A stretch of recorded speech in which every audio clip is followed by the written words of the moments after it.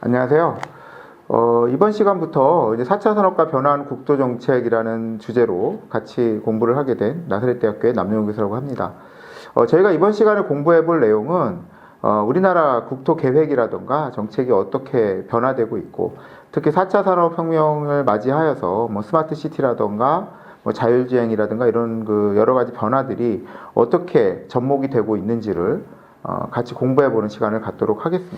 구체적인 내용을 이제 하나씩 살펴보면, 우리가 오늘 공부할 내용은 첫 번째가 이제 국토계획의 의의 및 체계. 그러니까 어쨌든 큰 변화가 나타나고는 있지만, 우리가 이제 국토계획의 큰 틀은 또 변화가 없거든요. 그래서 그 내용들을 좀 살펴보게 될 거고요. 두 번째는 이제 이런 국토계획은 용도지역제라는 걸로 구현이 되고 있어요, 우리나라는. 그래서 용도지역제가 어떻게 만들어져 있고 어떻게 적용되고 있는지를 살펴보겠고요.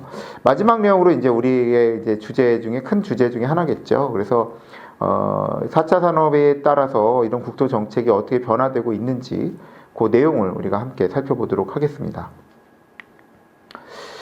첫 번째 내용으로 국토계획의 이의 및 체계를 좀 살펴볼 겁니다. 그래서 국토계획의 이용 체계라든가 이용 체계 안에 여러 가지 계획들이 있어요. 그래서 국토종합계획이나 수도권 정비계획, 광역도시계획, 도시군 기본계획, 도시군 관리계획 같은 여러 가지 이제 계획 체계들이 있거든요.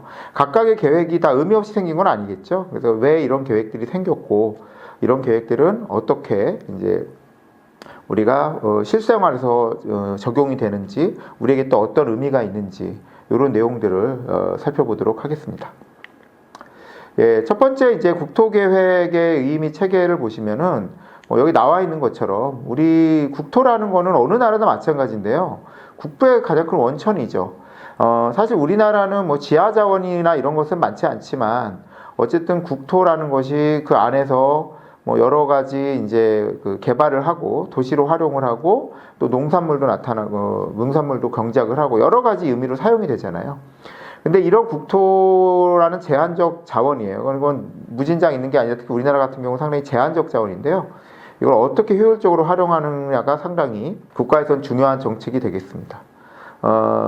그러다 보니까 우리나라가 이제 자본주의 국가지만, 그래서 사유재산을 인정하지만 공익적 관점을 아예 배제할 수는 없다라는 거죠. 그래서 공익적 관점에서 국토를 이용할 필요가 있겠고요.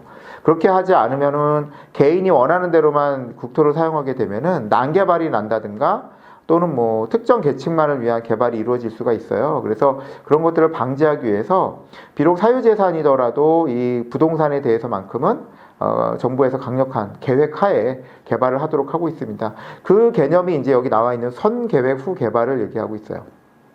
그 개발은 그냥 개발해서는 안 된다. 반드시 계획을 먼저 하고 그 다음 개발을 해야 된다. 이게 선계획 후 개발의 원칙입니다. 우리나라도 당연히 이런 선계획 후 개발의 원칙을 매우 엄격하게 지키고 있는 나라예요. 그리고 이런 개발에 선계획 하는 데 있어서 어떤 내용들을 주로 이제 계획에 담을 것인가도 중요한데요. 과거에는 주로 이제 용도를 어떻게 사용하느냐가 중심이었다면, 최근에는 여기 나온 것처럼 환경에 대한 영향평가를 한다든가 교통에 대한 영향평가를 한다든가 이런 것들이 되게 중요해지고 있습니다. 그 아래쪽에 보시면은 이제 남한의 우리나라가 실질적으로는 남한 이 면적을 사용하고 있잖아요. 면적이 한 10만 제곱미터 정도 되고 국토의 4분의 3이 산지예요. 그래서 우리가 이제 국토에서 도시용도로 이용할 수 있는 땅이 그렇게 많지 않거든요. 그래서 어떻게 이 제한된 국토를 활용하느냐가 상당히 중요한 우리의 과제가 될 수 있을 것 같습니다. 그래서 국토계획의 이용 체계를 살펴보시면은 어떻게 체계를 담아야 될 것인가에 대한 부분을 이제 살펴봐야 되는데요. 제일 먼저 이제 우리나라의 가장 국토계획에서 상위법이라고 할 수 있는 게 이 국토종합계획이라는 게 있습니다. 국토종합계획은 최상위 계획이죠. 그래서 얘를 시작으로 해서 이 계획을 시작으로 해서 점차 이제 세부적인 계획까지 내려가는 거예요. 그래서 가장 위에 있는 국토종합계획은 국토기본법이라는 법 하에서 20년 단위로 수립이 되고 있고요. 그 다음에 이제 수도권이 상당히 중요하니까 수도권에 대한 계획인 수도권 정비계획법이 있습니다. 이 법도 이제 수도권 정비계획법이라는 법 하에서 나타나게 되겠고요. 그 다음에 이제 광역도시계획, 도시군 기본계획, 도시군 관리계획이라는 계획이 있어요. 요거는 이제 실질적으로 앞에 보시면 다 도시라는 말이 들어가죠. 군 또는 도시란 말이 들어가서 지역 단위 계획이라고 보시면 되겠습니다. 여기에 있는 그 계획들은 이 국토계획 및 이용에 관한 법률에서 주로 다루고 있어요. 그래서 국토계획 및 이용에 관한 법률 자체가 상당히 우리나라 국토계획 체계에서 중요한 법이라는 걸 아실 수 있죠. 많은 분들이 이제 국토계획 및 이용에 관한 법률이 뭐 공인중개사나 또는 뭐 감정평가사 시험 과목 중에 하나인데 상당히 내용이 좀 복잡하고 까다롭다고 많이 인식을 하고 계시죠. 근데 이 자체가 우리나라 국토계획에서 상당히 차지하는 비중이 크고 이걸 잘 이해해야만 이제 전반적인 정부의 부동산 정책, 국토 정책 이런 것들을 이해할 수 있기 때문에 이번 기회에 여러분들이 뭐 저희가 뭐 시험 목적으로 하는 건 아니라서 복잡하게 다루는 건 아니니까요. 기본적인 내용을 이해해 주셨으면 좋겠습니다. 이런 그 계획이 다 끝나면은 이제 마지막으로 건물을 지을 때는 이 법에서 정한 안전 기준이라든가 이런 걸 갖춰줘야 되기 때문에 최하위에 이제 건축법이 있는 거죠. 그래서 건축법에 따라서 건물을 지면 부동산에 대한 이용 체계가 마무리된다라고 보시면 되겠습니다. 그래서 우리는 요 내용들을 하나씩 살펴보는 게 이번 이제 첫 번째 시간에 할 내용이 되겠습니다. 그래서 처음에 이제 우리 앞에서 본 것처럼 제일 상위 법이라는 게 국토종합계획이라고 말씀을 드렸죠. 그래서 국토종합계획에 대해서 먼저 살펴볼 텐데요. 국토종합계획은 국토를 이용개발 보전할 때 미래의 경제적, 사회적 변동에 대응해야 되고요. 국토가 지향해야 될 발전 방향을 설정해서 이를 달성하기 위한 계획입니다. 내용을 읽어보시면 알겠지만은 되게 구체적이고 거시적이에요. 그래서 이런 계획들은 아무래도 이제 이 국토종합계획 같은 계획은 뭐 아주 세부적인 이용 상태를 다루는 계획이라기보다는 방향성을 제시하는 계획이라고 볼 수가 있겠죠. 그래서 지금 여기 나온 것처럼 국토종합계획은 다른 계획보다 상위에 속하는 계획이고요. 그 아래에 있는 계획들, 우리가 앞에서 본 것처럼 이 국토종합계획의 하위의 계획들이 여러 개 있었잖아요. 광역도시계획도 있고 소유도권 정비계획도 있고 이런 하위 계획들은 반드시 상위 계획인 국토종합계획에 부합하도록 하고 있습니다. 기간은 20년 단위로 수립을 해야 되고요. 2020년에 2020-2040 기간으로 하는 5초 국토종합계획이 발표가 된 상태예요. 그래서 현재는 우리나라가 적용하고 있는 종합계획은 5차 계획이다 이렇게 보시면 되겠습니다. 내용이 거시적이고 광범위하다 보니까 뭐 어떤 내용이 들어가는지는 간단히 보면 뭐 당연히 우리나라 국토 현황이 어떻다라는 건 당연히 들어가겠지만 우리나라 국토의 앞으로 이용을 함에 있어서 어떤 여건의 변화가 있는지도 우리가 다뤄볼 수 있겠습니다. 특히 뭐 인구 구조 변화라든가 대외 환경의 변화라든가 이런 것들이 대표적이겠죠. 그리고 국토 발전의 기본 이념이나 바람직한 국토 미래상 이런 것들에 대한 방향성이 있고 조금 더 구체적으로 이제 뭐 교통, 물류, 공간 확보, 공간 정보 등에 대한 신기술 이런 것들이 이제 4차 산업과 연관이 있는 거죠. 그리고 국토의 효율적인 발전 방향 뭐 이런 것들도 다루고요.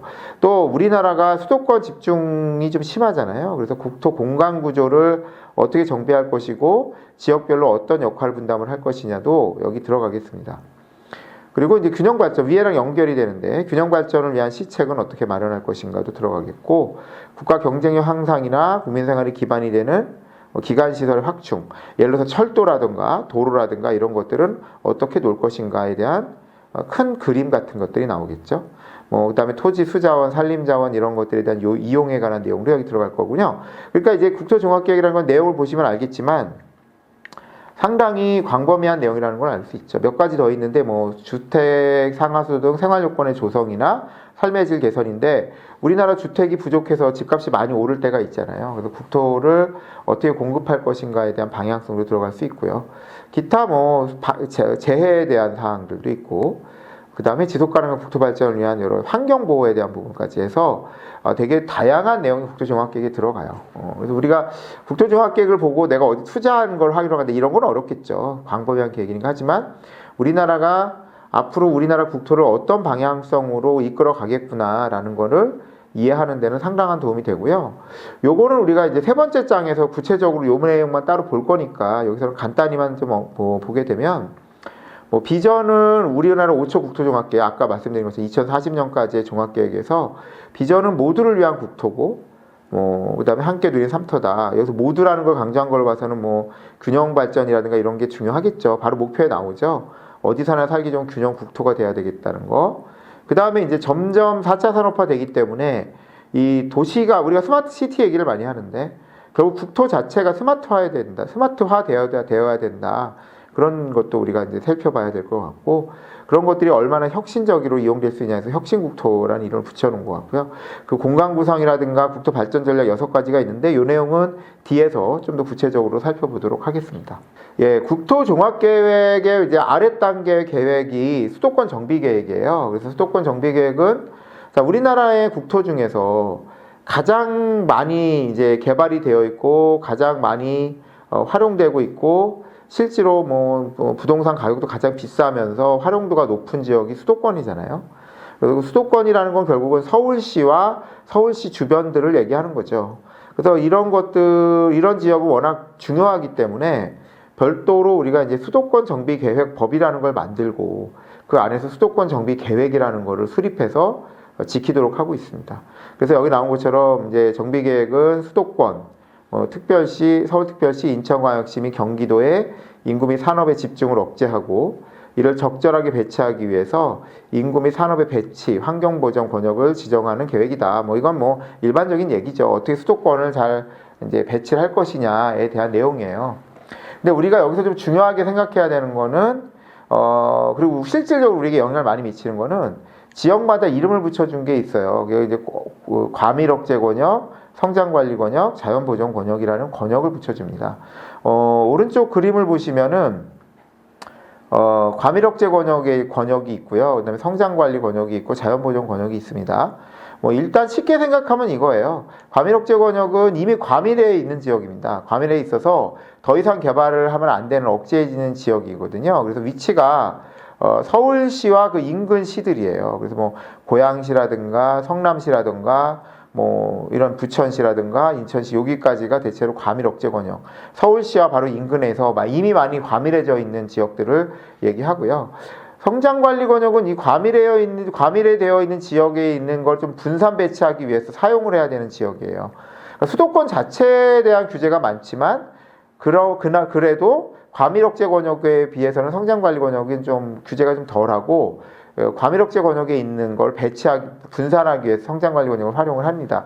그러다 보니까 이제 과밀억제 권역보다는 더 북쪽에 있거나 더 남쪽에 있는 지역들. 그래서 위쪽으로는 이제 보통 파주시 같은 데가 해당되고 남쪽 지역으로는 보통 이제 뭐 평택이라든가 이런 곳들이 대표적으로 포함이 되는 거고요. 반면에 이제 서울시의 이 동쪽 지역이죠. 그래서 이쪽은 한강 수계, 그러니까 이쪽에서 들어오는 물이 한강으로 들어오고 이게 우리 수돗물로 사용이 되기 때문에 이쪽은 자연보전 권역이라 그래서 이 개발을 좀 제한을 많이 합니다. 그래서 이쪽에 이제 지정이 되면은 개발 제한이 많이 이루어져요. 우리는 경관이 좋고 해서 많이 놀러 가는 지역이잖아요. 가평군이라든가 뭐 양평이라든가 이런 지역인데 사실은 여러 가지 이유로 개발이 좀 제한되는 지역이다 이렇게 보시면 되겠습니다. 구체적인 내용을 하나씩 보시면 과밀억제 권역은 인구나 산업이 지나치게 밀집되어 있거나 집중될 우려가 있어서 이전하거나 정비할 필요가 있는 지역입니다. 여기는 더 이상 뭔가 추가적인 개발을 하는 거를 되게 억제하는 지역이라는 걸 이해하실 수 있겠죠. 그래서 서울특별시나 인천광역시 그 주변 지역이고요. 이 지역에다가 뭐 공장을 짓는다든가 이런 건 상당히 제한을 많이 받는 지역이라고 보시면 되겠고요. 성장관리 권역은 이제 그나마 서도권이긴 하지만 과밀억제 권역으로부터 배치되는 분산되는 것들을 좀 받아주는 지역이다. 그래서 과밀억제 권역으로부터 이전하는 인구와 산업을 계획적으로 유치하고 산업의 입지, 도시개발을 적절하게 관리할 필요가 있는 지역이다. 그래서 경기도의 뭐 서쪽이나 남북 지역, 그러니까 과밀억제 권역이 아닌 나머지 지역인데 동쪽을 제외한 나머지 지역이에요. 왜냐하면 동쪽은 자연보전 권역으로 한강 수계 수질이나 녹지 등 자연환경을 보존할 필요가 있기 때문입니다. 그래서 내가 있는 지역이 어떤 지역이냐에 따라서 제한의 좀 강도가 다르기 때문에 이 내용 상당히 중요하고요. 다만 수도권 자체에 대한 규제는 강해요. 아무리 뭐 성장관리 권역이라도 대학이라든가 공장에 대해서는 상당히 제한을 하고 있어요. 그래서 여러분 잘 아시겠지만 신규 대학이나 공장들이 대부분 충청권으로 많이 들어와 있죠. 아래쪽으로 들어와 있는 것이 이 지역을 이제 요 지역까지 수도권의 규제를 피하기 때문이잖아요. 그래서 이쪽이 천안이나 당진 이쪽이 상당히 개발이 많이 되어 있죠. 그런 것도 하나 같이 참고 삼아 이해해 주시면 되겠습니다. 예, 그 다음에 이제 수도권 정비 계획에 대해서 보면 전체적인 국토 종합 계획과 수도권 전체에 대한 수도권 정비 계획을 봤으면은 그 다음에 이제 광역 도시 계획이라는 계획이 또 있어요.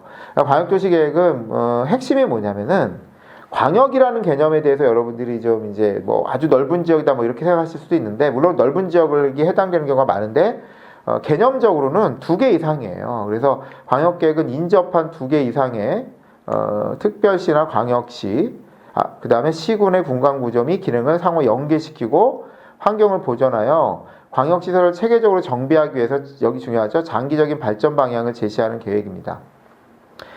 이 계획도 20년 단위의 장기 계획이고요. 그 다음에 다른 하위 계획에 비해서는 이제 지침이 되는 계획인데 이런 거예요. 예를 들어서 뭐 서울시하고 뭐 북쪽에 여기 이제 특별시잖아요. 서울시는. 근데 시군이 또 들어가니까, 그래서 서울시하고 성남시하고 연계되는 도로를 놓는다고 할 때 서울시에서 생각하는 노선하고 성남시에서 생각하는 노선이 다르면 도로가 연결이 안 되잖아요. 그러니까 이런 인접한 2개 이상의 특별시, 광역시, 시군의 공간구조를 연계해서 해야 될 경우에는 그냥 계획을 서울시만 세우고 성남시만 세우면 안 되고요. 서로 간에 같이 계획을 세워야겠죠. 그런 계획을 우리가 광역도시계획이라고 얘기를 합니다. 그래서 기능을 상호 연계시키고 하면서 만들어지는 계획이고요. 당연히 20년 그러다 보니까 다른 이제 뒤에 나오는 도시군 기본계획이나 도시군 관리계획 같은 하위 계획에 대한 지침을 수립해주는 계획이라고 보시면 되겠어요. 밑에 보시면은 그래서 광역도시계획이 주로 뭐가 나타나느냐? 광역도시계획은 광역지역이니까 2개 이상의 지역이 연계된 거라고 말씀을 드렸고, 거기에 2개 이상이 연계된 거에 대한 시설들을 우리는 광역시설이라 그래요. 그래서 광역시설, 도로를 놓는다든가 철도를 놓는다고 할 때 노선을 어떻게 끌고 가야 될 것이냐에 대해서는 광역시설이 되기 때문에 광역도시계획의 내용이 포함되어 있어야 되고요. 2개 이상의 지역이 공간구조를 어떻게 구상을 할 거고, 그러면 이제 공간구조가 구상이 되면 기능을 어떻게 분담할지가 정해질 거고요. 녹지는 어디다 둘 것이냐도 우리가 생각해 볼 수 있을 거고, 재해를 위해서 방지하는 거는 어떻게 할 것이고, 교통체계는 어떻게 가져갈 것이고, 경관이라든가 문화 여가 공간이라든가 환경이라든가 이런 거는 어떻게 가져갈 것인가, 그런 것들이 다 이제 광역 도시 계획 안에 들어가겠죠. 제가 이제 오른쪽에다가 충청남도의 광역 도시 계획을 이제 넣어놨잖아요. 그럼 이제 충청남도라는 지역을 보시면 충청남도가 워낙 크니까요. 충청남도 전체적인 지역을 하나의 광역 계획권으로 묶어서 만든 계획이거든요. 그러면은 아까도 잠깐 말씀드렸지만 경기도 바로 아래쪽에 있는 천안이나 당진, 아산 요 지역은 첨단 산업 발전축, 공장들이 많이 들어와 있어요. 수도권에 공장을 설치하기가 어렵기 때문에 이쪽으로 많이 들어와 있으니까 첨단 산업 발전축이라고 했고, 이쪽은 서해안 관련된 국제 교류축, 항구가 많죠. 그래서 국제 교류축이 되겠고, 이쪽은 금강 생태 문화축이라고 해서 이제 축을 만들어 놓고요. 거점 도시들로 천안과 세종시, 대전광역시, 공주, 내포 신도시, 태안 기업 도시를 만들고, 요 사이에 어떻게 교통망을 만들어낼 것이냐가 우리 이 충청남도 광역도시 계획의 내용이에요. 그럼 여기 보면 이제 광역시설인 도시를 어떻게 놓을 것이고, 공간을 어떻게 배분할 것이고, 충청남도라는 공간을 어떻게 배분할 것이고, 기능을 어떻게 분담할 것이고, 금강 생태 문화축이 당연히 녹지 관리가 이쪽에서 많이 이루어지겠죠. 그런 것들이 전체적으로 이 계획에 담겨져 있잖아요. 그래서 이 계획을 가지고 2개 이상의 지역에 대한 체계를 먼저 잡는 거예요. 그러면 그 다음에 개별적인 시나 군의 계획을 수립할 수가 있습니다. 그래서 그 계획을 우리가 도시군 기본계획이라 그래요. 도시군 기본계획은 특별자치지는 세종시고요. 특별자치도는 제주도죠. 그리고 시군의 관할구역에 대해서 기본적인 공간구조나 장기 발전 방향을 제시하는 종합계획이다. 이 도시군 기본계획은 장기 발전 계획이에요. 그러니까 국토종합계획이 국가 전체의 계획, 장기 계획이라면 도시군 기본계획은 특정한 시, 특별시면 서울시, 일반 시면은 천안시, 이런 특정한 시 지역의 장기 발전 방향을 제시하는 계획입니다. 그래서 20년마다 계획을 수립하게 돼 있고 5년마다 타당성 검토를 하고요. 장기 계획이라는 특징상 이게 이제 뒤에도 이제 구속적 계획이란 말이 나와서 지금 설명을 드리면 이 계획이 개개인에게 직접적인 영향을 미칠 때는 우리가 이제 구속적 계획이라고 그러고요. 직접적인 영향까지 미치지는 않는다고 하면 비구속적 계획이라고 하거든요. 근데 이거는 기본 계획은 장기 발전 방향이기 때문에 우리가 회사 다닐 때도 장기 계획이 우리 사원들한테 직접적인 영향을 미치지는 않잖아요. 당장 올해 안에 내가 해야 되는 그 계획이 나한테 부담이 되는 거지 우리 회사의 10년 후 계획, 10년 단위 계획이 나에게 당장 부담이 되지는 않잖아요. 그래서 이런 것처럼 이 20년마다의 계획은 비구속적 계획이에요. 그래서 얘는 개인에게 직접 영향을 미치지 않기 때문에 뭐 이거가 내 마음에 안 든다고 행정소송을 한다든가 이러기도 어렵습니다. 당연히 도시군 기본계획은 광역도시계획에 부합해야지 2개 이상의 그 도시가 연계된 거에 대한 게 여기 반영이 될 수 있겠죠. 도시군 기본계획의 특징 내용을 하나씩 보시면 이게 종합계획이기 때문에 책처럼 크게 두꺼운 책 한 권이 나와요. 그래서 주요 내용을 보시면 지역의 특성이나 현황, 그 다음에 계획의 목표와 지표 설정, 공간구조의 설정, 토지 이용계획, 공간구조라는 건 우리 앞에서 잠깐 광역도시계획에서 본 것처럼 개별 시에서도 개별 시나 군 단위에서도 그 시 안의 토지를 어떻게 공간 구조를 분담하느냐 이런 게 나오니까 그 내용이 되겠고요. 기타 뭐 토지 이용을 어떻게 계획할 것이고 그 다음에 이제 뭐 도로라든가 이런 기반 시설을 어떻게 설치할 것이고 뭐 도심 및 주거 환경은 어떻게 개발할 것이고 환경 보전은 어떻게 할 것이고 뭐 경제 산업 문화에 대한 건 어떻게 가져갈 것이고 뭐 계획의 실행은 어떻게 할 것이고 이런 것들이 이제 여기에 계속 전반적인 계획의 내용으로 들어갈 겁니다. 그래서 도시군 기본계획을 제가 2개를 갖고 와봤는데요. 하나는 예산군 거고요. 하나는 천안시 겁니다. 예산군 거는 그냥 기본적인 공간 구조만 좀 갖고 왔어요. 그래서 예산군은 이제 예산을 그 어떤 중심축으로 하고 도심으로 하고 뭐 내포 신도시가 특화 지역으로 되어 있고요. 기타 이제 뭐 이런 면 단위의 지역들이 어떤 각각의 좀 중점 지역들이 돼서 여기 보시면 이제 생성축이 위쪽에 있고요. 자연보전축도 있고 관광문화축도 있죠. 농업생산축도 있고 이런 식으로 이제 예산도 2040년까지 어떻게 우리 지역을 계획하고 어떻게 활용할 것인지 예산이 한 도심이고 내포가 특화된 하나의 또 특화 중심이니까 도심 하나, 특화 도시 하나가 있고 4개의 이제 지역축이 있는 거죠. 이렇게 개발이 돼 있다. 오른쪽에 가시면 천안시 도시기본계획은 이제 여기에 보면 이제 우리 도시에 대한 전반적인 내용이니까 그 인구 구조에 대한 것도 있어요. 그래서 천안시는 현재는 한 70만 정도 되는데 2035년에는 뭐 96만까지 인구가 늘어날 것이고 이 천안이라는 지역도 마찬가지 예산처럼 어떤 지역을 중심으로 뭐 발전시킬 것인가 주 발전축이 있고 보조 발전축이 있고 뭐 이렇게 쭉 있잖아요. 그래서 그런 식으로 도시계획을 짜고 있는 게 도시군 기본계획이다라고 보시면 되겠고요. 다만 이 도시군 기본계획은 앞에서 말씀드린 것처럼 이 장기계획이고 종합계획이기 때문에 당장 내년에 우리 도시가 어떻게 되느냐, 2, 3년 안에 우리 도시가 어떻게 개발되느냐 이런 걸 보여주진 않죠. 그런 걸 확인하시려면 이 도시군 관리계획을 보셔야 돼요.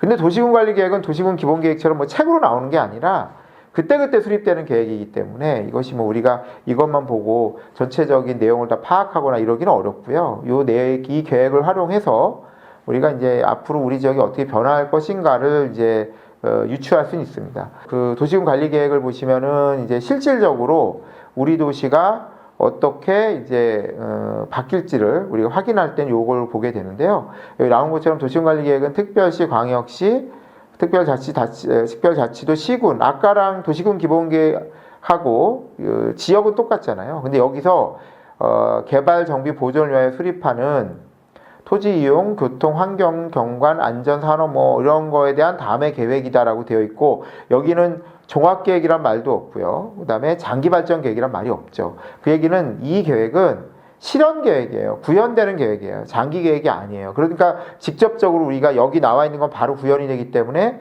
직접적으로 우리 개개인에게 영향을 미치죠. 그러니까 아까 도시군 기본계획은 비구속적 계획이라고 그랬는데 얘는 구속적 계획이다라고 보시면 되겠고요. 당연히 앞에 상위 계획이 광역도시계획하고 도시군 기본계획이니까 이거 두 개 부합하게 작성이 되어야 됩니다.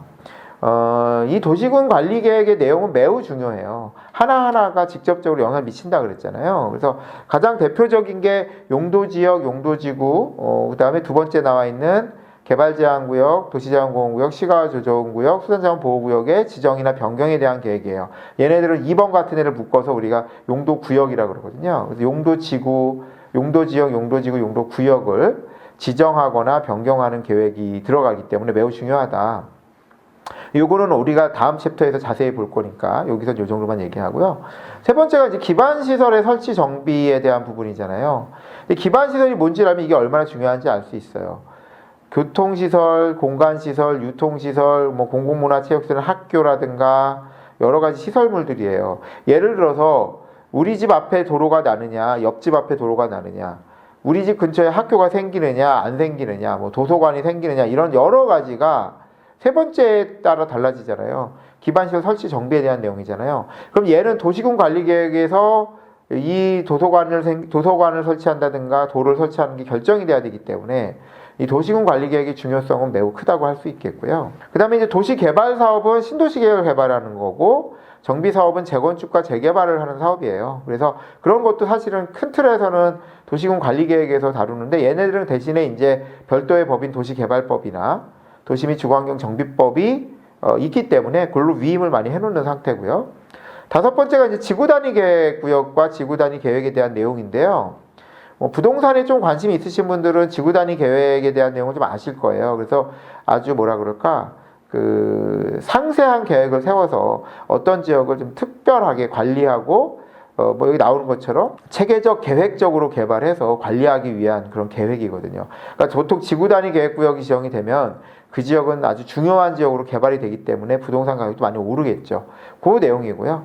마지막으로 이제 여섯 번째는 최근에 생긴 건데, 우리 용도구역이 위에 보면 개발제한구역, 도시자원보호구역, 시가조정구역, 수산자원보호구역 네 가지가 있는데, 얘네들은 대부분 개발을 제한하는 내용들이거든요. 근데 다섯 번째가 입지규제 최소구역이라 그래서 복합개발을 하기 위한 구역을 지정할 때 다섯 번째가 여섯 번째죠. 여섯 번째 도시군 관리계획 내용이 들어가게 되어 있습니다. 그래서 여기까지 해서 우리는 전체적인 도시계획의 틀을 봤어요. 다시 앞으로 보시면 우리가 지금까지 살펴본 게 국토종합계획을 살펴봤고요. 국토종합계획 하에서 수도권을 중심으로 하는 수도권 정비계획과 2개 이상의 특별시, 광역시, 시군이 연계되는 광역도시계획, 또 개별적인 특별시, 광역시, 시군의 장기발전계획인 도시기본계획, 그 다음에 그 계획을 기반으로 해서 실질적으로 이루어지는 구속적 계획인 도시군 관리계획이 있다라는 거를 우리가 살펴본 거죠. 그래서 여기까지 해서 이제 첫 번째 주제를 살펴봤고요. 이제 두 번째 주제로는 이제 앞에서 살펴본 도시군 관리 계획에서 우리가 이제 그 도시군 관리 계획에서 내용을 보죠. 도시군 관리 계획에서 용도지역, 용도지구, 용도구역의 내용이 매우 중요하기 때문에 그 내용을 연결해서 살펴보는 시간을 갖도록 하겠습니다. 두 번째 주제로 이제 용도지역제를 보려고 하는데요. 용도지역제는 앞에서 본 것처럼 도시군 관리계획의 체계 하에 들어있는 계획이라고 보시면 되겠어요. 그래서 그 안에서 용도지역에 대한 거를 이제 지정을 해서 관리를 한다라고 보시면 되겠습니다. 그래서 여러분들 이걸 이렇게 생각하시면 돼요. 왜 어떤 지역은 주택만 있고, 어떤 지역은 상가만 있고, 어떤 지역은 공장이 주로 있을까? 나라에서 뭔가를 했는가? 맞아요. 나라에서 어떻게 한 건데, 사람마다 마음대로 쓰게 하면은 그렇게 쓰지 않을 거 아니에요. 주택이 있는데 상가가 있을 수도 있고, 또 상가 있는데 공장이 있을 수도 있고, 되게 난잡하게 개발이 될 수 있잖아요. 그런 걸 방지하기 위해서 이제 우리나라에서 처음 도입된 건 아니고, 특히 유럽 국가들에서 용도 지역 제도라는 걸 만들었어요. 영어로 조닝이라고 합니다. 그래서 이걸 왜 만들었냐면은 왜 유럽을 기준으로 하면 농사만 짓던 유럽 국가들이 산업사회가 되면서 농사 짓는 땅 인근에 공장이 생기고 사람들이 살고 있는 집 주변에 유해시설이 많이 발생하는 그런 시설들이 생기면서 상당히 생활도 어려워지고 농사도 어려워지고 공장은 공장대로 또 이렇게 욕을 많이 먹는 사회에 좀 도움이 안 되는 이런 불편을 끼치게 된 거죠. 그래서 그렇게 해서는 안 되겠다. 그래서 지역을 구획을 해가지고 이 지역은 주로 주거지, 이 지역은 뭐 상업지, 이 지역은 공업지, 저 지역은 뭐 또 저쪽 지역은 뭐 농사 짓는 땅 이렇게 구획을 나눠지면은 훨씬 더 국토를 이용하는 데 있어서 효율적으로 이용할 수 있지 않겠는가라는 이제 생각을 한 거죠. 그 내용 개념으로 해서 우리가 보시면 될 것 같아요. 그래서 이제 의의를 보시면 전국의 토지를 특정한 용도, 지역, 지구, 구역으로 지정해서 각각에 대해서 이제 공법상 제한을 하는 거죠. 그래서 각각에 대해서 공법상 제한을 해서 토지 이용을 합리화하고 양호한 생활 환경을 조성한다. 이게 용도 지역 제도의 어떤 의의라고 볼 수가 있겠습니다. 그러면 이제 용도 지역, 지구, 구역은 각각을 하나씩 볼 텐데 미리 간단하게 보면 용도 지역은 전체 국토의 밑그림을 그리는 거예요. 그래서 모든 토지마다 용도 지역을 하나씩 지정해 놓고 거기에 대한 제한을 받도록 하는 거예요. 그래서 용도 지역을 보시면 전국의 모든 토지에 대해서 통일된 최소한의 생활권 구분을 위해서 주로 여기서 용도는 이제 건축물의 용도를 중심으로 해서 전국의 토지를 대상으로 중복되지 않도록 지정한다. 여기서 아주 핵심적인 내용이 나오는데요. 전국의 토지를 대상으로 한다. 모든 토지는 하나의 용도 지역엔 지정이 돼야 된다는 얘기예요. 그리고 하나의 어떤 토지가 용도 지역이 두 개일 수는 없어요. 중복 지정되진 않아요. 그래서 용도 지역을 기준으로 밑그림을 그리기 때문에 모든 토지는 용도 지역 중에 하나에 들어가 있어야 되고, 한 토지가 두 개의 용도 지역에 들어가 있으면 얘가 어떻게 제한을 받는지를 정할 수가 없잖아요. 그래서 반드시 하나의 토지는 하나의 용도 지역으로 지정이 된다는 걸 기억하시면 되겠어요. 반면에 이제 용도 지구는 용도 지역의 보완을 하기 위한 거예요. 그래서 용도 지역이 이렇게 쫙 밑그림이 깔려 있으면 국지적으로 추가적으로 좀 보완을 하기 위해서 어떤 제한을 더 하고 싶을 때 또는 완화를 해주고 싶을 때 이럴 때 많이 활용을 합니다. 그래서 용도 지역을 보완 역할을 하는 거를 얘기하고, 각 지역의 특성에 따라 보다 순화된 환경을 필요로 할 때 많이 사용이 된다라고 보시면 되겠죠. 그래서 각기 다른 목적에 따라서 부가적, 국지적으로 좀 아주 중요하죠. 부가적이 국지적이니까 이건 모든 토지에 지정되는 건 아니고 일부 토지들마다 지정이 되는데, 얘는 두 가지 목적이 중첩돼서 지정이 가능하기 때문에 중복 지정도 가능하다라고 보시면 되겠습니다. 그래서 필요한 경우에 국지적으로 지정이 된다라는 거 생각하시면 되겠고요. 용도 구역은 애초에 처음에 용도 구역이 만들어진 거는 우리가 보통 그린벨트라고 하는 개발 제한 구역 때문에 만들어졌어요. 그래서 개발 제한 구역 때문에 만들어져서 도시의 과밀화라든가 과대화 등을 방지하고 개발 행위를 유보하고 제한하기 위해서, 또 수산자원을 보호하기 위해서 주로 규제를 하기 위해서 많이 이제 지정이 됐습니다. 최근에는 이제 입지 규제 최소 구역이 있어서 꼭 규제만 하는 건 아닌데 초창기에는 그렇게 지정이 많이 됐고요. 당연히 용도 지역 지구와 관계없이 지정이 되면서 필요한 경우에 하는 거지 모든 토지에다가 개발 제한 구역을 묶을 수는 없잖아요. 그래서 그런 문제들이 있더라. 그래서 이렇게 용도 지역, 지구, 구역이라는 걸로 우리나라 국토의 체계를 잡는데, 이용 체계를 잡는데, 이게 왜 효과가 있느냐? 그냥 용도 지역만 지정해놓고 가만 놔두면 당연히 효과가 없죠. 이게 효과가 있는 이유는, 이게 영향을 주는 이유는 용도 지역별로 행위 제한이 다르기 때문이에요. 그래서 용도 지역들이 도시관리계획 등을 통해 지정이 되면은 별도의 조치 없이 소유자는 속한 용도지역 등에 따라서 토지이용에 일정한 제한을 받아요. 그러니까 내가 어떤 용도지역 중에서 농림지역에 있다, 내 토지가 용림지역이다 그러면 별다른 조치가 없어도 나는 농림지역에 맞는 행위 제한을 받는 거예요. 농림지역이니까 농사짓는 땅이니까 건물을 크게 못 짓는다든가 상업시설 못 들어온다든가 이런 거를 따로 얘기하지 않아도 당연히 그런 규제를 받는다는 거죠. 이게 행위제한, 용도지역제의 행위제한의 특징입니다. 그 지역에 대한 지정만으로도 행위제한이 바로 이루어진다는 게 상당히 중요하기도 하고 또 무섭기도 하고 한 내용이다라고 보시면 되겠습니다. 얘 이제 하나씩 보죠. 하나씩 볼 텐데, 용도지역은 이제 그러면 지정할 때 어떻게 지정이 되는가? 앞에서도 본 것처럼 용도지역의 지정은 도시군 관리계획을 통해서 이루어지는 거예요. 그래서 그 계획 하에서 어떤 지역이 용도지역이 주거지역이냐 상업지역이냐 이런 게 나눠진다. 그러니까 도시군 관리계획은 매우 중요하다는 거죠. 왜냐면 뒤에 공부하겠지만 어떤 토지의 용도지역이 상업지역인 거하고 농림지역인 거하고의 땅값은 천지 차이거든요. 그래서 용도지역이 지정이 돼서 내가 만약에 용도지역이 변경이 되게 되면 땅값이 엄청나게 오를 수가 있어요. 특혜가 될 수 있다는 거죠. 그래서 매우 중요한 제도라고 볼 수 있겠고요. 보통 용도지역을 지정할 수 있는 사람은 도시군관리계획을 결정하는 국토교통부 장관, 시도지사, 시장 중에서는 대도시장, 인구 50만 이상을 보통 얘기합니다. 그래서 대도시장이 지정할 수 있다, 지정을 결정할 수 있다라고 볼 수가 있겠습니다. 제일 중요한 건 그 다음부터예요. 용도지역의 종류입니다. 자, 용도지역, 우리가 아까도 말씀드린 것처럼 모든 토지는 하나 이상의 용도지역에 반드시 지정이 돼. 하나 이상이 아니죠. 하나의 용도지역에 반드시 지정이 돼야 돼요. 그러면 이제 어떤 용도지역에 지정이 될 수 있는지를 우리가 알아야 되거든요. 크게 우리나라 토지를 어떻게 나누고 있느냐. 우리나라 토지가 이렇게 하나 있다 그러면 크게 네 갈래로 나눠져요. 여러분들이 머릿속에서 떠올려 보시면 될 거예요. 첫 번째로 우리나라의 토지를 도시 용도의 토지가 하나 있겠죠. 용도 지역 중에서 우리나라를 도시 용도가 하나 중요한 역할을 하고 있을 것이고요. 두 번째가 농사를 많이 짓니까 지금 우리나라가 농림 지역도 있어요. 여기서 농이라는 건 농림 할 때 농은 이제 그 농사 짓는 땅을 이야기하는 거고 림은 임야를 얘기하죠. 그래서 농업의 진흥이나 산림 진흥 보존을 위해서 필요하다고 되어 있잖아요. 그래서 농림 지역 또 있고요. 그 다음에 자연환경 보전 지역이라는 게 있습니다.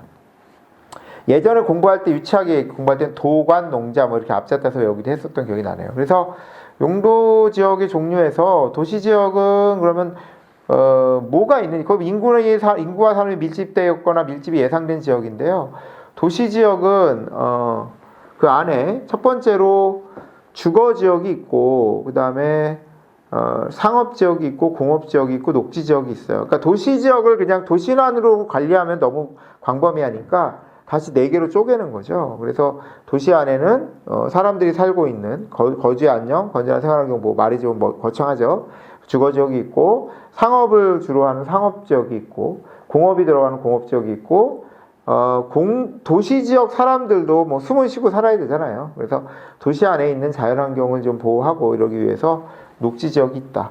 그래서 4가지 용도지역으로 크게 나눠지고요. 그 다음에 이제 농림지역은 농림업의 진흥을 따르고 그 다음에 이제 산림의 보존을 위해서 필요한 지역이라고 말씀을 드렸고 자연환경 보존지역은 환경보호를 위해서 필요한 지역인데 아까 제가 그냥 슬쩍 넘어간 게 관리지역이잖아요. 이 관리지역은 어떤 땅들이 이렇게 있는데 도시지역이나 농림지역이나 자연환경 보존지역처럼 딱 떨어지는 용도로 이렇게 관리가 되면 좋겠는데 이게 안 되는 거예요. 그게 안 돼서 아직까지 어디로 갈지를 모르지만 일단은 중간 단계로 용도지역을 지정해 주는 걸 관리지역이라 그래요. 그래서 도시, 농림, 자연환경 보존지역이 준해서 관리가 필요했다고 하고요.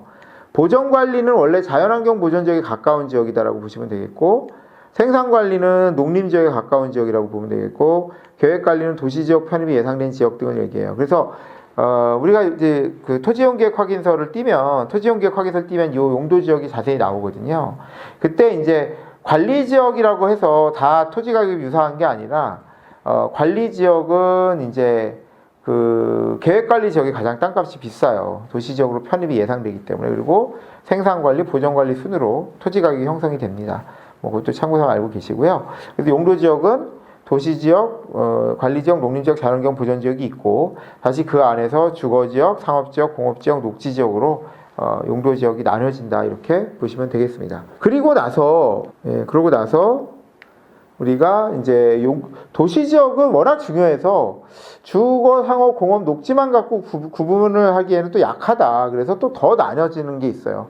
어떻게 더 나눠지냐면 첫 번째가 이제 주거지역이지만 전용 주거지역, 그 다음에 일반 주거지역, 준주거지역이 있어요. 그래서 전용 주거지역은 1종과 2종으로 나눠지는데요. 1종은 단독주택의 양호한 주거환경을 보호하기 위한 지역이다. 2종은 공동주택의 양호한 주거환경 보호를 위한 지역이다. 이렇게 1종과 2종을 나누고 있고요.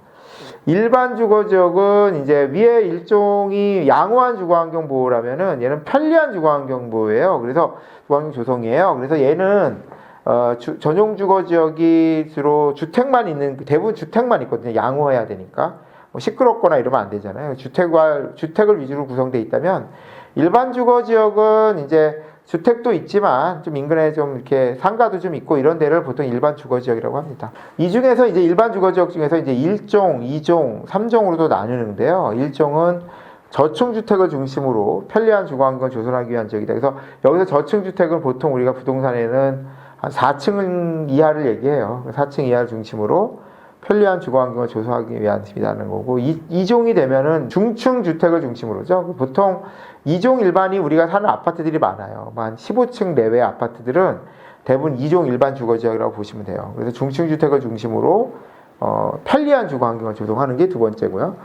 세 번째 이제 3종 일반 주거지역이에요. 3종 일반 주거지역은 좀 높은 층수를 갖는 중고층 주택을 중심으로 편리한 주거환경을 조성할 때 지정을 하게 됩니다. 그래서 전용 주거는 1, 2종, 일반 주거는 1, 2, 3종을 지정을 하고요. 그 다음에 이제 준주거 지역이 있어요. 그래서 준주거 지역은 주거 기능을 위주로 하되 일부 업무나 상업 기능을 보완하기 위한 지역은 우리가 준주거 지역이라고 합니다. 상업 지역도 네 가지로 나뉘는데요. 우리가 보통 서울로 치면은 강남이나 광화문 같이 중심 지역이 되는 곳을 우리가 도심 지역이라고 하고, 그 다음에 뭐, 그보다 약간 작은 지역을 부도심 지역이라고 하는데요. 뭐, 도심이나 부도심 지역이 있는 곳을 우리가 중심 상업 지역이라고 하고요.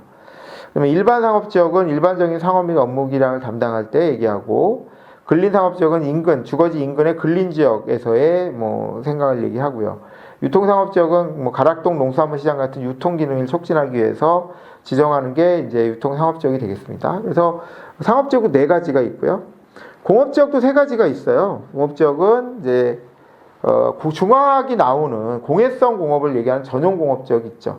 전용 공업지역은 당연히 주거지 인근에는 주거지 인근에는 중화학 공업이나 이런 것들이 들어올 수 없기 때문에 전용 공업지역은 주거지 밖에 보통 이제 공업지역이 지정이 될 거고요. 일반 공업지역은 이제 환경을 저해하지 않는 공업 배치가 이루어질 거고, 중공업지역은 주거 기능이 보완된다는 거는 중공업지역은 공업지역이지만 일부 뭐 아파트를 세운다거나 이런 게 가능한 지역이다, 이렇게 보시면 되겠습니다. 녹지지역은 뭐 아까 말씀드린 것처럼 도시민들도 숨을 쉬고 살아야 되니 녹지지역을 지정하는데, 상당히 뭐 서울의 남산 같이 보전 가치가 높은 지역은 보전 녹지지역이라고 하고, 그 다음에 이제 농업적 생산을 시행하는 곳은 우리가 이제 생산 녹지 지역이라고 하고, 제한적 개발이 허용되는 건 자연 녹지다. 그래서 우리가 녹지 지역 중에서는 자연 녹지 지역이 가장 토지 가격이 비쌉니다. 개발적 제한을 허용해서 나중에 이제 뭐 다른 주거지나 상업지역 용도로 사용될 수가 있기 때문에 그렇죠. 그래서 그런 좀 어떤 특징이 있다.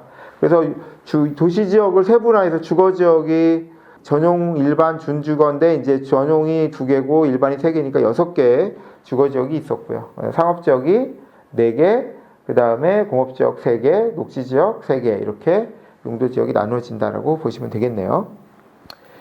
예, 그 다음에 뭐 그림으로 좀 제가 서울시에서 그림이 좀 잘 나와서 보시면, 주거지역은 이렇게 주로 뭐 아파트가 있거나 단독주택이 있거나 이런 게 일반 주거지역이고, 전용 주거지역은 이렇게 이제 연립주택이나 이런 데 주로 있죠. 일반 주거지역은 당연히 아파트가 뭐 많이 이루어지는데, 뭐 이것도 뭐 종마다 좀 다르니까요. 뭐 그러니까 전용 주거지역은 주로 단독주택이나 이렇게 좀 주거지 위주로 돼 있어서 양호한 주거 환경이고, 일반 주거지역은 편리한 주거 환경이니까 상업시설이 좀 들어간다 그랬잖아요. 그 차이가 정도 있을 거고요.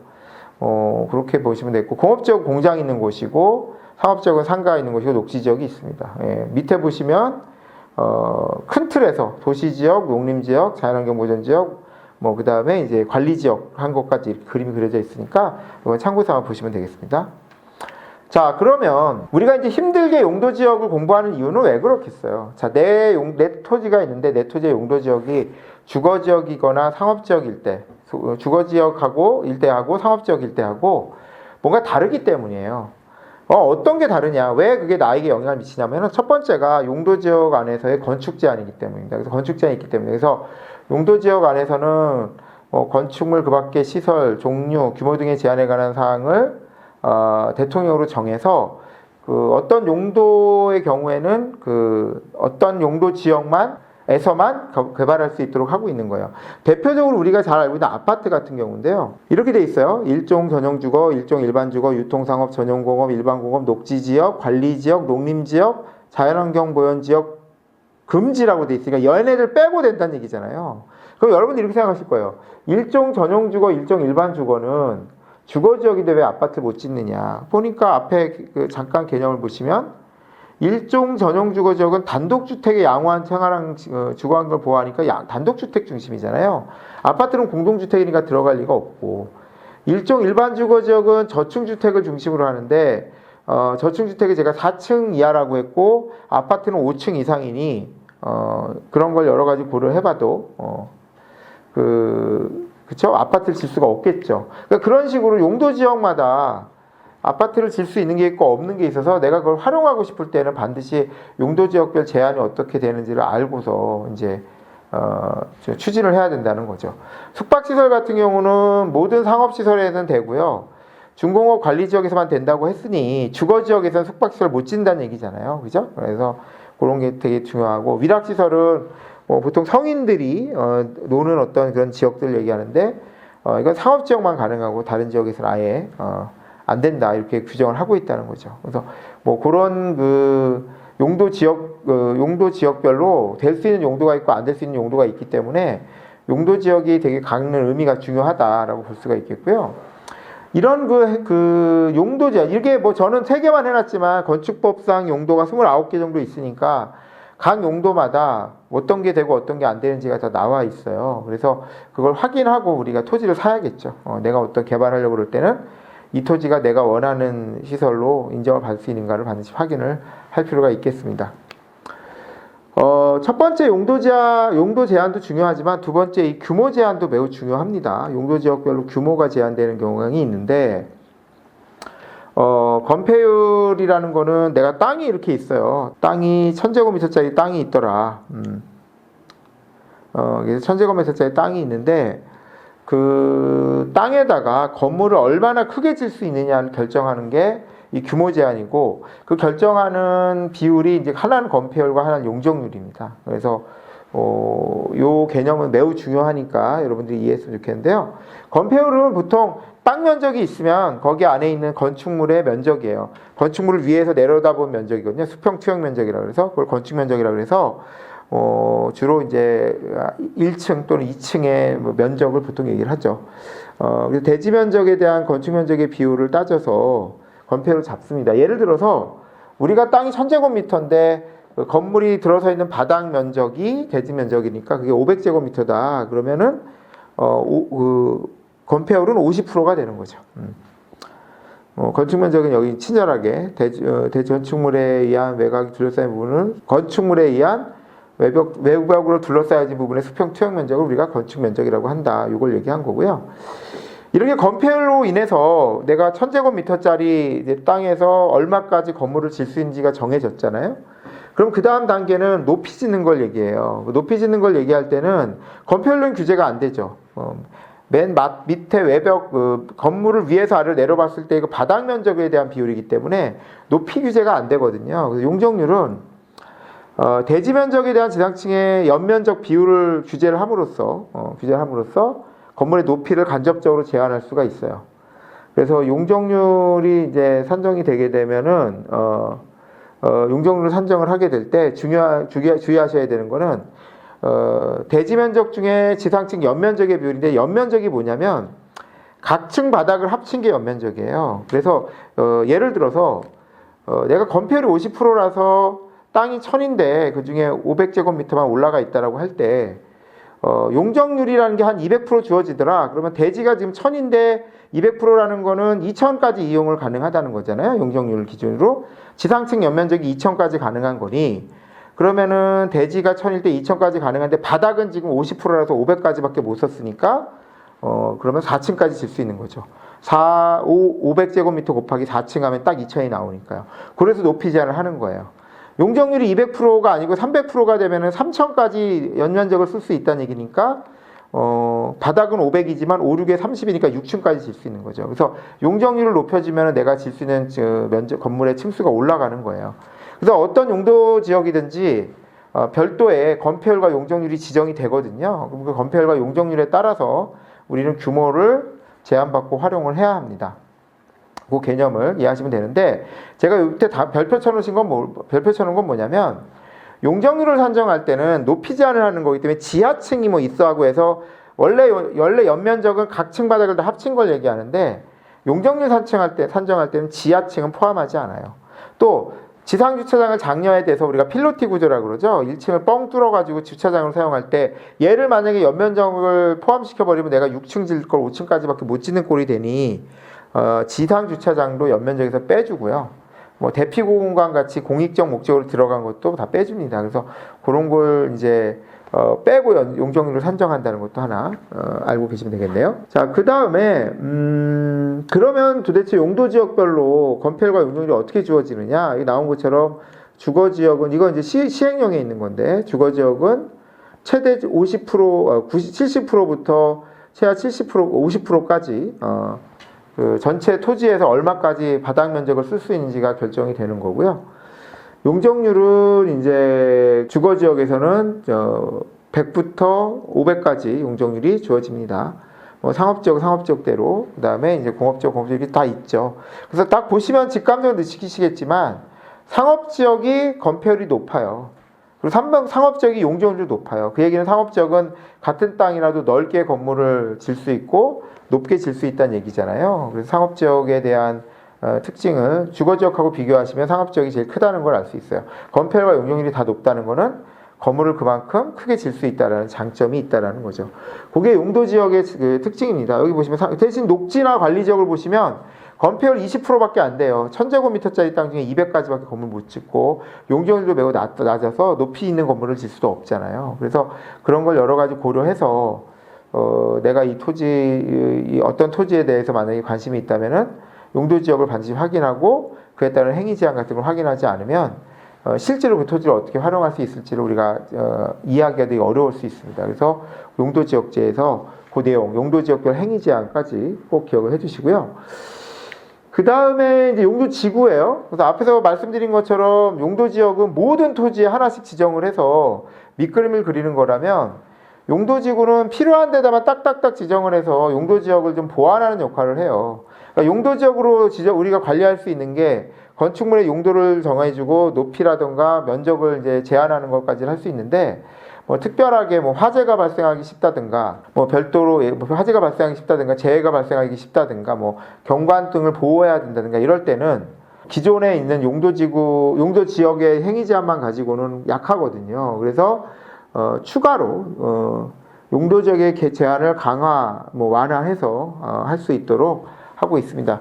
그리고 용도지구는 그래서 어떤 데가 뭐 밑에 나오지만 화재도 나기 쉬운데 높이지만 안 된다, 인근에 군부대가 있어요. 그러면 둘 다 걸릴 수 있어요.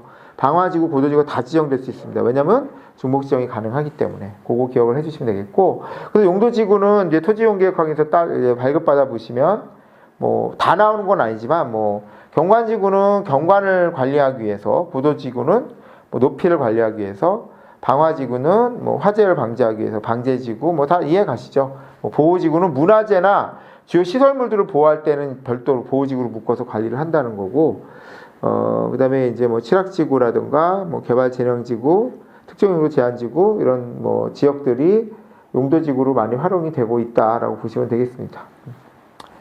지구별 어떤 행위 제한을 받는지는 이제 대부분 지자체에 위임이 돼 있어서 우리가 이제 조례를 확인하게 되면 용도지구별로 어떤 제한을 받는지를 우리가 확인하실 수 있겠습니다.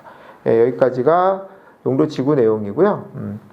그 다음에 이제 용도구역인데요. 용도구역은 뭐 도시의 무질서한 뭐 확산을 방지하고 계획적이고 단계적인 토지 이용을 도모하고 수환 자원을 보호하기 위해서 한다. 그래서 여러분들이 아는 거에서 제일 대표적인 게 그린벨트라고 보통 얘기하는 개발 제한 구역이에요.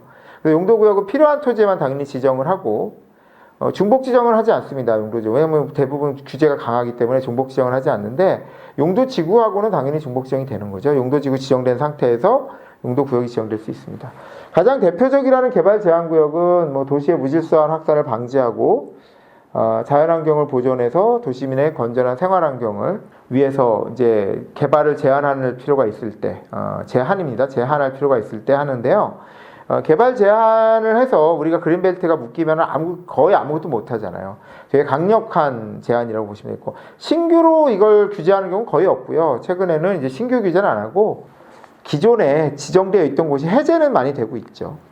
개발 제한 구역이 지정될 수 있는 또 다른 이유 중에 하나는 국방부 장관 요청에 의해서 개발 제한이 필요할 때는 또 개발 제한 구역 지정이 될 수도 있습니다. 그래서 개발 제한 구역은 상당히 규제가 강한 용도 구역이다, 이렇게 이해하시면 되겠고, 시가 조정 구역은 이제 어떤 지역을 개발을 하는데 한 지역을 개발할 때 다른 지역이 같이 개발이 되면은 난개발이 이루어져요. 그래서 한 지역이 개발되는 동안 다른 구역을 묶었다가 사후에 풀어가지고 계획적 단계적 개발을 하기 위해서 하는 게 시가 조정 구역입니다. 그래서 도시 지역이나 주변 지역의 무질서한 시가를 방지하고 계획적 단계적 개발을 도모하기 위해서 일정 기간 동안 시가 유보하고자 할 때 인정되는 이제 일정 기간이 있어요, 이거는. 그래서 위에 개발 제한 구역은 일정 기간이 없어서 언제 해제될지 모르는데, 시가 조정 구역은 일정 기간이 지나면 해제가 된다 라고 보시면 되겠고요. 도시자연공원구역은 도시 안에 있는, 도시민에게 여가나 휴가 공간을 제공하는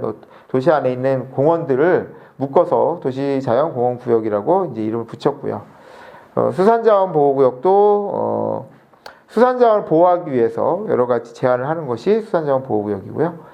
입지규제 최소구역은 이제 복합적인 토지 이용 개발을 증진하기 위해서 하는 구역이 이제 입지규제 최소구역이다. 보통 그래서 1번부터 4번은 대부분 행위 제한이 강한데, 입지규제는 제한이라기보다는 복합 개발을 좀 하도록 유도하는 그런 성향이 좀 강하다라고 볼 수가 있겠습니다.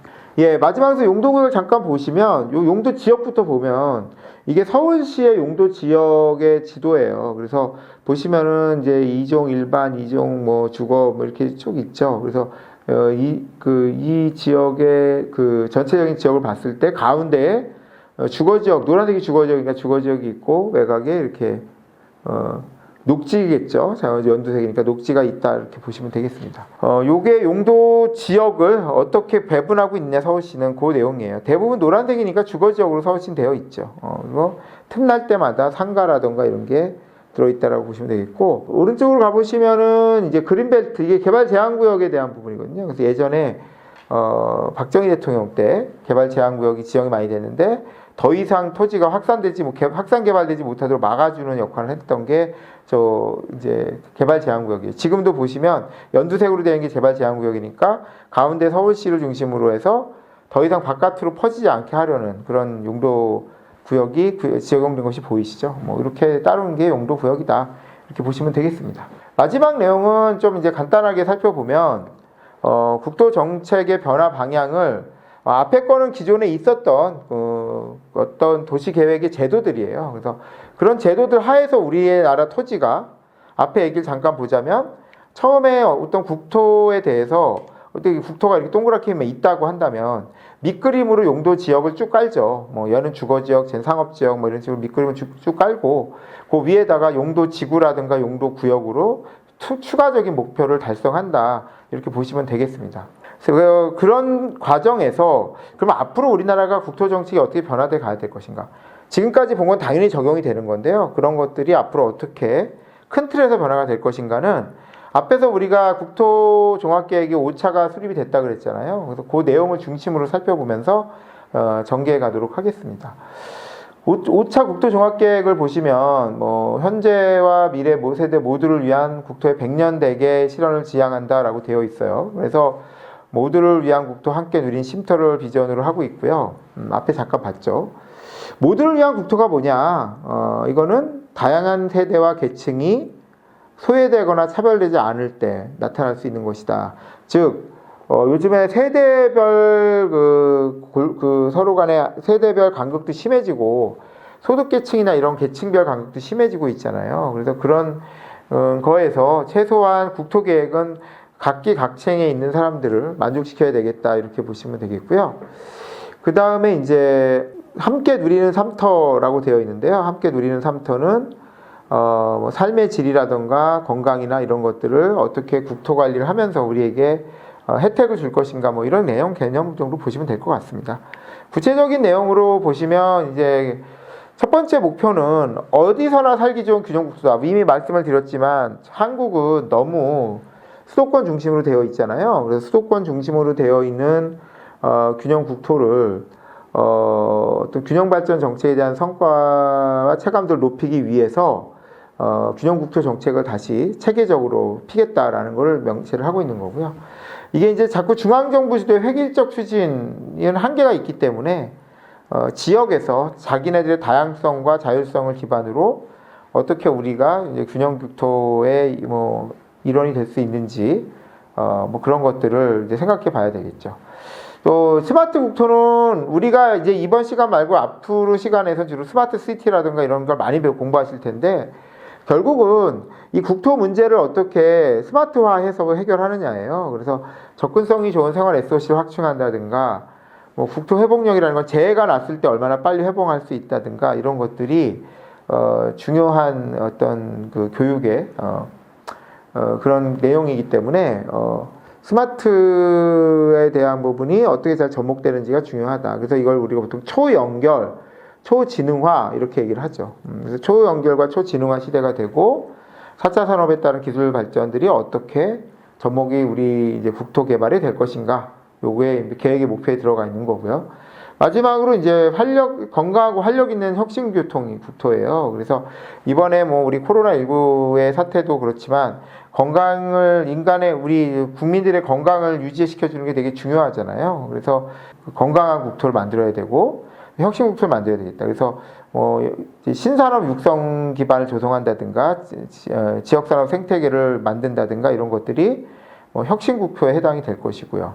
그 다음에 문화 관광 활성화를 통해서 그동안 우리나라가 약했던 문화 콘텐츠 개발 사업 같은 것도 우리가 이제 추진할 수가 있을 것이고 또 우리가 이제 유럽까지 이어지는 교통 이거는 뭐 북한하고의 어떤 교류에 따라 달라지겠지만 그런 것도 준비를 하겠다라고 상당히 그 목표가 구체화되어 있는 걸 확인할 수 있고요.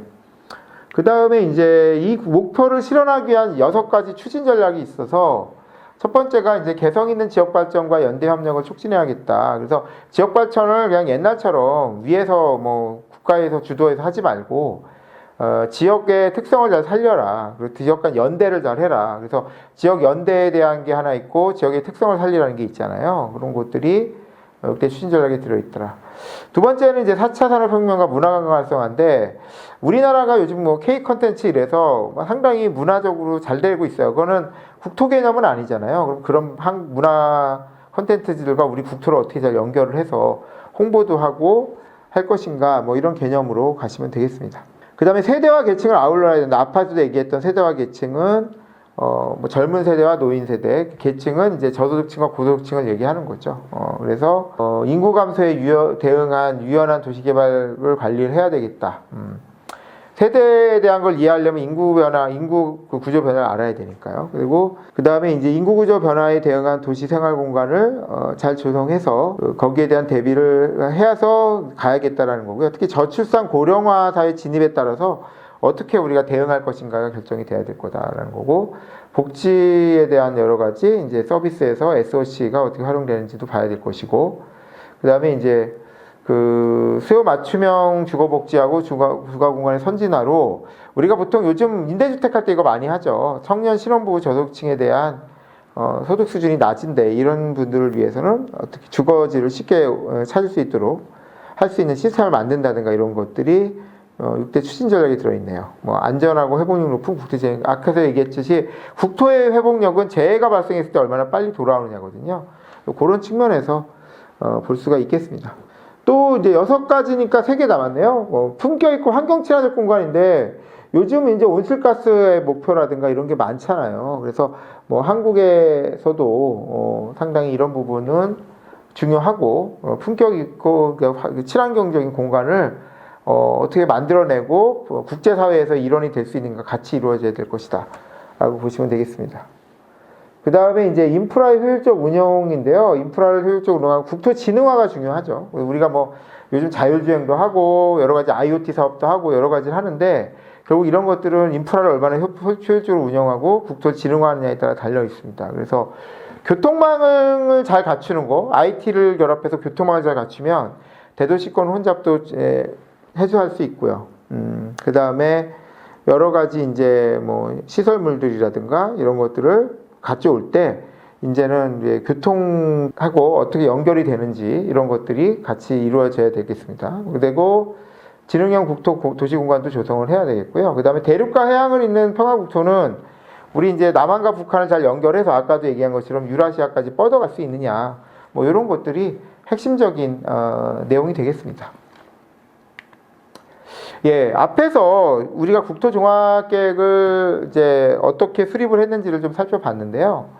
이런 걸 구현하려면 어떤 기술이 필요한가 이런 거예요. 이래서 국토종합계획에서 우리가 회복력 얘기를 했어요. 여기 이제 재해에서 얼마나 빨리 회복할 수 있느냐 뭐 이런 것들을 했거든요. 하나 앞에 있었나요? 그래서 재해에서 얼마나 회복할 수 있었느냐를 했었는데요. 여기 있네요. 안전하고 회복력 높다. 그러니까 재해가 발생했을 때 빨리 회복을 해야 되는데 그러려면 우리가 재해 시스템을 잘 관리를 해야 되거든요. 근데 우리가 지금 멀쩡한 도시에 재해가 발생했다고 할 수는 없잖아요. 그러려면 어떻게 하냐면 지금 도시와 똑같은 도시를 IT상에 구현을 해놓고 여러 가지 재해를 테스팅을 해보는 거예요. 비가 많이 오면 어떻게 될 것인가. 지진이 어느 정도의 진도가 얼마 되는 지진이 발생하면 얼마나 타격이 클 것인가를 있는 도시에다 해볼 수 없잖아요. 그래서 그걸 가상의 공간을 IT사에 만들어서 마치 사람이 있는 그 사람도 왜 IT적으로 IT 안에 있는 별도의 사람들을 만들잖아요. 그런 것처럼 도시도 그렇게 만드는 거예요. 그래서 현실의 공간의 도시를 가상 공간에 만드는 거를 얘기를 하는데요. 이걸 우리가 디지털 트윈이라고 보통 얘기합니다. 그래서 현실 세계의 기계나 장비, 사물 등을 컴퓨터 속에다 구현하는 걸 얘기하고, 이 디지털 트윈 기술은 이제 실제 제품을 만들기 전에 모의 실험을 통해서 우리가 이제 실제로 우리 도시에 뭔가를 정책을 했을 때 발생할 수 있는 문제를 파악할 수 있게 해준다라고 보시면 되겠고요. 그래서 최근에는 이제 가상 공간에다가 동일한 도시를 구축해서 인구 분포, 안전, 복지 여러 가지를 테스팅을 하는데 많이 쓰인다. 뭐 밑에 나온 것처럼 도로를 만들어 놓고 얼마나 교통량을 해결할 수 있는지를 테스트해 볼 수 있다는 거죠. 그래서 디지털 트윈이라는 제도가 이미 많은 나라, 우리나라도 준비하고 있고 많은 나라에서 디지털 트윈을 많이 진행을 하고 있습니다. 스마트 그리드라는 거는 이제 스마트는 똑똑한 거 다 아실 거고 그리드가 전기 가스 공급망이에요. 자, 앞으로 에너지원을 잘 관리해야 돼요. 계속 우리나라가 화력이나 원자력을 하기에는 한계가 있잖아요. 그러면 이제 친환경적인 에너지원을 사용해야 되는데 그럴 경우엔 가격도 비싸지고 원하는 만큼 전기 생산을 효율적으로 못할 수가 있어요. 뭐 그러면 그런 것들을 활용하면서도 그 에너지원을 공급을 해야 되기 때문에 스마트 그리드라는 제도를 통해서 이제 전기가 생산됐을 때 얼마나 효율적으로 사용할 수 있느냐 이런 것들을 만드는 거예요. 특히 이제 전기 요금이 쌀 때 우리 집 제가 단독주택 산다 그러면 전기 요금 쌀 때 충전을 해놨다가 전기 요금 비싼 밤에는 그 에너지를 사용할 수 있다든가 그런 식의 그런 식의 제도를 도입할 수 있거든요. 그래서 그것을 우리가 보통 스마트 그리드라고 얘기를 합니다. 이것도 우리나라 계속 구축 중이에요. 자율주행은 여러분 너무 잘 아시죠? 그래서 자율주행이 왜 국토정책에 들어가느냐? 우리는 자율주행을 하고 싶잖아요. 뭐 여러분들 뭐 관심 있으시면 알겠지만 테슬라 차나 이런 차들이 자율주행을 하는 걸 볼 수 있는데요. 사실은 농로길이라든가 이런 데서 자율주행은 어려우니 정말로 국가가 자율주행에서 선도국가 되려면 도로망이 잘 거쳐져 있어야 되고 그 도로망이 자율주행에 적합하게 되어 있어야 돼요. 자율주행은 보통 이제 그 레이저나 뭐 그 라이다로 도로를 읽어가지고 카메라로 도로를 읽어서 움직이는 건데 도로가 잘 되어 있을수록 자율주행이 쉬워지잖아요. 그래서 국토정책에서 이 자율주행에 대한 대비가 매우 중요하다. 뭐 자율주행 단계는 1단계부터 5단계로 0단계부터 5단계로 6개가 있고 맨 마지막 단계가 운전자 개입이 필요 없는 거고 0단계는 운전자가 바로 하는 건데 그 중간에 우리나라 차들 보면 요즘에는 뭐 2단계는 넘어선 것 같고요. 차선과 차량을 유지하는 거 그 외에도 비상제동을 한다든가 이런 거 하기 때문에 3, 4, 5단계 정도의 자율주행이 지금 와 있어요. 3, 4, 5단계가 아니라 2, 3, 4단계 정도의 자율주행 시스템이 와 있기 때문에 그 내용을 앞으로 계속 발전시켜 나갈 것이다 라고 보시면 됩니다. 자동차 회사대로 막 발전을 시켜 나가겠지만 도시계획을 하는 사람들은 도시개발을 하는 사람들은 도로망 같은 걸 잘 구축해서 자율주행이 적합할 수 있도록 하려고 할 겁니다. 예, 그 다음에 IoT라는 게 있죠. 사물 인터넷이라고 보통 얘기를 하는 거고요. 그래서 뭐 잘 아시겠지만 뭐 U+ 이런 데서 많이 홍보를 해서 아시겠지만 어떤 물건에다가 센서를 부착해서 과거에는 하지 못했던 걸 하게 하는 거죠. 그래서 보통 우리 집 문에다가 센서를 붙이면 문이 열리고 닫힐 때마다 내 스마트폰으로 연결이 된다든가 이런 것들을 보통 IoT라고 얘기를 합니다. 그래서 인터넷으로 연결된 사물들이 데이터를 서로 주고받아서 내 핸드폰과 문 내에 있는 센서가 주고받아서 문이 움직일 때 내 핸드폰으로 이제 날아오는 거죠. 보통 이 사물은 가전제품도 있고 모바일 장부도 있고 뭐 웨어러블 디바이스도 있고 다양한 통신이 가능한 시스템을 엠베디드 시스템이라고 그러잖아요. 그런 시스템들을 얘기한다. 그래서 이게 엄청 늘어서 2009년까지는 뭐 9억 개였는데 2020년에 260억까지 증가했다라는 얘기고요. 수집된 데이터는 기존 기술로 분석하기 힘들 정도로 방대해지고 있어요. 그래서 저런 사물 IoT에서 만들어진 여러 가지 정보들이 모여가지고 빅데이터가 되고 뒤에 나오는 빅데이터 분석에 사용된다라고 보시면 되겠습니다. 바로 빅데이터로 들어가면 빅데이터는 대용량 데이터만을 의미하는 게 아니에요. 대용량 데이터를 어떻게 갖고 오느냐부터 어떻게 활용하느냐까지가 중요한 거죠. 지금 예전에는 데이터들이 대체로 이렇게 업무 시스템이나 뭐 이런 데서 갖고 왔죠. 뭐 CRM을 위해서 고객으로부터 직접 수집을 했다든가 그렇게 갖고 왔다면 이런 걸 정형 데이터라고 보통 얘기하는데 이런 게 아니라 웹사이트나 소셜미디어, 사진, 동영상 이런 데서 같이 구축할 수 있는 것까지를 다 해서 빅데이터를 구축하는 거고요. 그 데이터를 가지고 뭔가 문제가 과거랑 다른 어떤 특이사항이 나타난다든가 이런 것들이 나타났을 때 그 빅데이터를 통해서 대응할 수 있도록 해주는 거예요. 근데 데이터 혼자 대응이 안 되잖아요. 이렇게 모아진 데이터를 가지고 학습하는 애가 있는 거죠. 그 학습하는 애를 우리는 뭐라 그런다? AI라고 하는 거예요.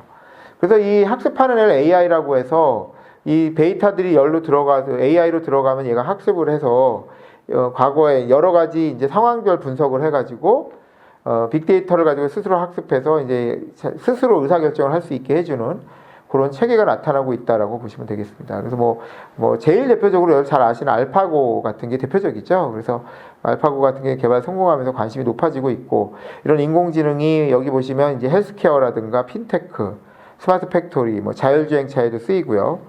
다양한 데 활용된다라고 보시면 되겠습니다. 예, 그래서 제가 이제 강의한 내용 여기까지 다 얘기를 했는데요. 전체적으로 무슨 얘기예요? 이미 우리나라에서 갖춰져 있는 용도지역제라는 제도가 있다. 그래서 모든 토지는 용도지역을 지정하고 용도지구와 구역을 지정해서 현재 관리를 하고 있는데 앞으로 나갈 방향은 그런 관리에 4차 산업과 관련되어 있는 여러 가지 기술들이 도입이 될 것이고 그렇게 기술들이 도입이 되면 결국 우리가 원하는 건 뭡니까? 우리가 원하는 건 우리가 4차 산업 5대 국토종합계획에서의 원하는 바를 보면 되죠. 그럼 여기 보시면 그런 여러 가지를 통해서 균형되어 있는 국토를 만들겠다. 4차 산업과 관련된 거를 뭐 지방 지역에다가 조금 유치를 한다든가 해서 균형 국토를 유지할 수 있고요. 또 아까 지금 우리가 계속 본 내용인데 IoT, 자율주행 이런 것들을 잘 갖춰서 스마트 국토를 만들고 결과적으로 혁신적인 국토 관리를 할 수 있다라는 거죠. 예, 이런 것들이 앞으로 이제 제가 오늘 거의 첫 내용이 될 텐데요. 이런 것들이 여러분들 앞으로 공부할 내용을 담고 있는 내용이다라고 보시면 될 것 같습니다. 예, 저의 강의는 여기까지고요. 열심히 들어서 감사합니다. 앞으로 많은 관심 부탁드리겠습니다.